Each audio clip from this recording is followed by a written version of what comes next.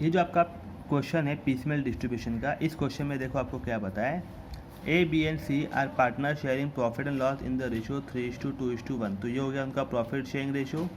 और liability side में आपको दिया है क्रेडिटर लोन फ्रॉम ए मतलब partner loan, general reserve and capital.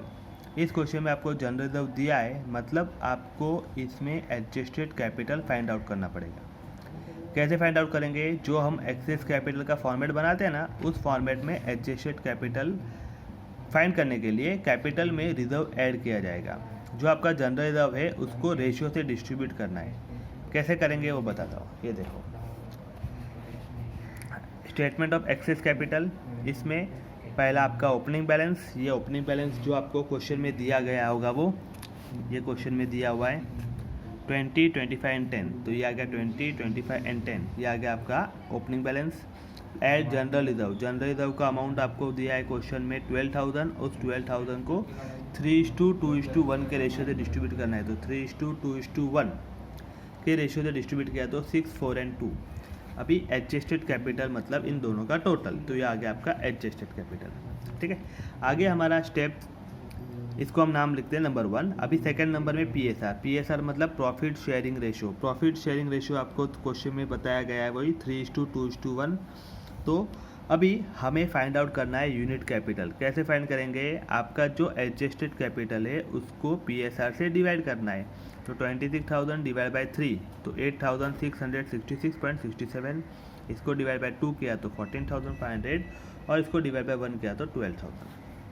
अभी इन तीनों में से जो छोटा वैल्यू होगा वो मेरा बेस कैपिटल। तो यहाँ पे मेरा बेस कैपिटल 8,666.67।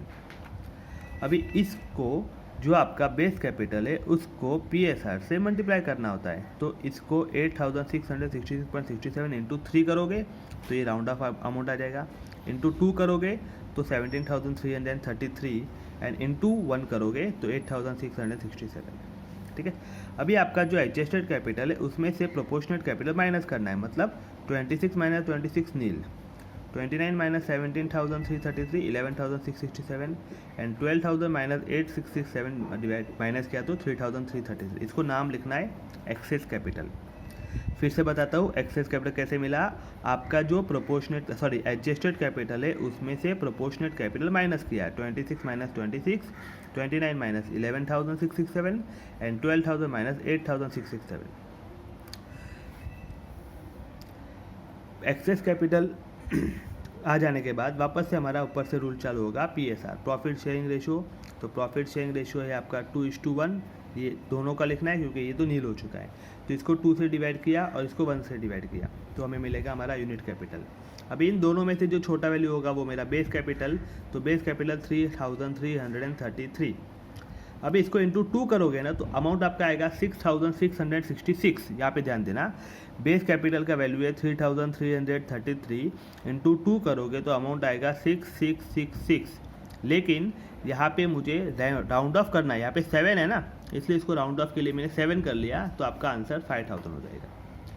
अगर आपने 666 लिखा तो भी चलेगा, लेकिन यहाँ पे 5,001 आ जाएगा। लेकिन ये राउंड ऑफ करने के लिए मुझे यहाँ पे 6 के बदले 7 लिख दिया। ठीक है, तो यहाँ पे मेरा 5,000 एक्सेस कैपिटल। अभी हमारा order of payment, order of payment में क्या करना है, तो ऑर्डर ऑफ पेमेंट में आपका पहला ये क्रेडिटर है, फिर लोन फ्रॉम ए है और फिर पार्टनर कैपिटल है। तो फर्स्ट किसको पेड करेंगे, क्रेडिटर को। तो पे टू क्रेडिटर, क्रेडिटर को पहला पेड किया 4,000। नेक्स्ट पे टू ए लोन को पेड किया 10,000 एंड बाद में पार्टनर कैपिटल को पेड करना है। तो पार्टनर कैपिटल में किसको पे करेंगे, तो ये हमारा पहला बी का एक्सेस आया है। तो पहला किसको पेड करना है, बी को। फर्स्ट पे टू बी को 5,000 पेड किया। नेक्स्ट पे टू, इसके बाद कौन, इसके बाद ये ऊपर वाले, ये दोनों का total 6,667 plus 3,333, total 10,000 and final पे टू ऑल। बाद में ये हमारा तीनों को रेशियो से डिस्ट्रीब्यूट करेंगे। ठीक है, अभी ये हमारा ऑर्डर ऑफ पेमेंट है, इसके हिसाब से हमारे कॉलम बनेंगे। तो ये हमारा column particular bank creditor A loan A B and C. इसमें हमारा ओपनिंग बैलेंस, बैंक का बैलेंस मतलब क्वेश्चन में जो हमको कैश के नाम से दिया था वो लिखा 10,000। क्रेडिटर का बैलेंस आपको 40,000 दिया है, लोन का बैलेंस आपको 10,000 दिया है। और ये जो कैपिटल है उसका बैलेंस जब लिखोगे तो रिजर्व ऐड करके जो अमाउंट आया वो लिखना होता है।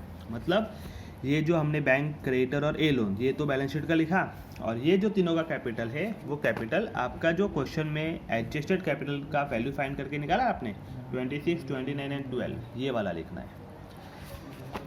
तो ये आ गया आपका कैपिटल।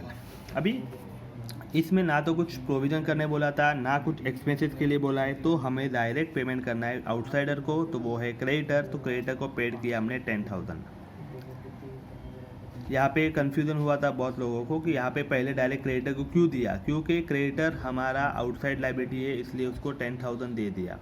10,000 देने के बाद हमारे पास बचते अभी नील, तो इसका भी बैलेंस निकाला 30,000, 10,000, 26, 29 एंड 12। फिर हमारा फर्स्ट रियलेशन, यहाँ पे रियलेशन पे ध्यान देना। रियलेशन में आपको डायरेक्ट अमाउंट नहीं बोला है, रियलेशन में आपको बोला है कि आपको डेटर से मिला था 12,000, स्टॉक से मिला था 6,000 और एक्सपेंसेस हुआ 1,000। तो 12 + 6 मुझे टोटल कितना रुपया मिला है 18,000। 12 + 6 18,000 में से 1,000 रुपीज़ खर्चा हो गया, तो कितना रुपया बचा मेरे पास 17,000 बचा है। तो यहाँ पे मेरा फर्स्ट रियलेशन 17,000 होगा।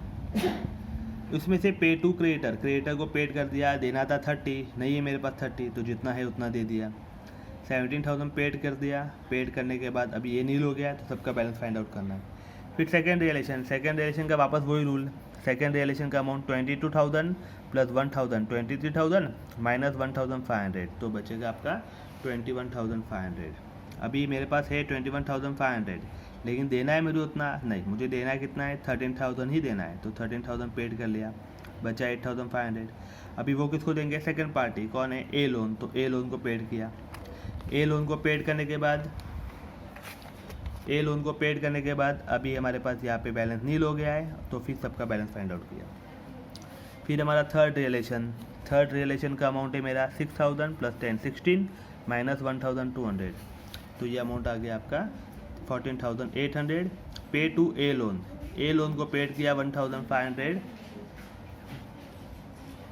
ए लोन को पेड किया 1,500 पेड करने के बाद बचा 13,300। अभी उसमें से किसको पेड करना है, हमारा पार्टनर, तो पार्टनर कौन है, फर्स्ट पे टू बी को पेड करना है 5,000, तो 5,000 हमने बी को पेड कर लिया। तो बी को पेड करना है 5,000, तो ये कॉलम बी में लिखा और यहाँ पे माइनस किया, तो अमाउंट बचा 8,300। अभी वो किसको पेड करेंगे, नेक्स्ट बी को पेड करने के बाद बी एंड सी। अभी बी एंड सी को कितना देना है 10,000 देना है। कौन से कैसे देंगे, रेशियो से देंगे, तो ये रेशियो से हमने 2:1 के रेशियो से पेड कर लिया। 8,300 ही दिया, क्योंकि हमारे पास सिर्फ 8,300 ही था। यहाँ पे ध्यान देना अच्छे से, आपको देना है टोटल 10,000, बी एंड सी को देना है टोटल 10,000, लेकिन मेरे पास यहाँ पे अभी 10,000 नहीं है, मेरे पास है कितना है, सिर्फ 8,300 ही है, तो 10,000 नहीं दे सकता, तो मैंने सिर्फ 8,300 दिया। तो बाकी बचा 700 कब दूंगा, तो वो मैं अगले इंस्टॉलमेंट में दूंगा। ठीक है, ये दोनों का टोटल आपका हो गया 10,000। अभी ये भी 1700 दोनों को डिस्ट्रीब्यूट किया। ये पेड करने के बाद अभी हमारा फाइनल पेमेंट किसको हो जाए, और फाइनल पेमेंट किसको देना है, ऑल को रेशियो से डिस्ट्रीब्यूट करेंगे। तो ये फाइनल पे टू ऑल 20,400 तीनों को रेशियो से डिस्ट्रीब्यूट किया। डिस्ट्रीब्यूट करने के बाद हमारा ये बैलेंस बचता है। और फिर फिफ्थ रियलेशन में आपका लास्ट इंस्टॉलमेंट है, उसमें बोला था 15,500 डेटर से मिला है, स्टॉक से 3,000, टोटल 18,500 माइनस 1,500, तो कितना हुआ आपका रियलेशन 17,000। उस 17,000 में आपको एडजस्टमेंट में अलग से बोला है कि डेटर, ये जो आप बोला है देखो, it was decided in May 2014 that C will take the remaining debtor at 2,500।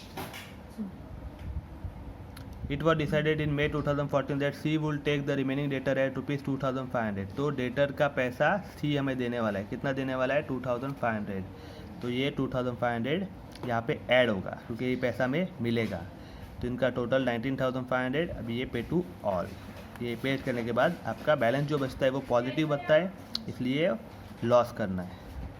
ठीक है।